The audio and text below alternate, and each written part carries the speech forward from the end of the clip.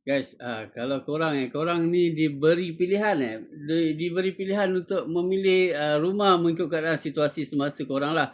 Okey, pilihan satu ialah rumah yang besar tapi jauh sikit daripada tempat kerja lah, jauh daripada tempat kerja lah. So pilihan yang kedua ialah rumah yang lebih kecil, lebih murah tapi dekat dengan tempat kerja guys. So jawapan direct saya tanpa mengambil kira faktor-faktor lain lah guys.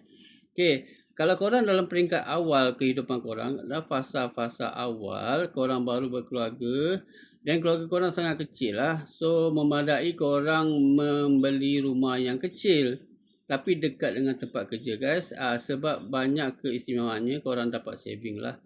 So, bila hari ke hari, tahun ke tahun, keluarga kau makin besar dan korang kerja makin stabil, pendapatan makin baik, mungkin perniagaan korang pun makin bagus. Jadi korang dah mula berfikir untuk mencari ruangan yang lebih besar untuk keluarga korang guys. Mencari ruangan yang lebih besar untuk keluarga korang. Maklumlah keluarga dah besar, anak pun dah ramai kan. Takkan nak duduk rumah sempit-sempit lagi.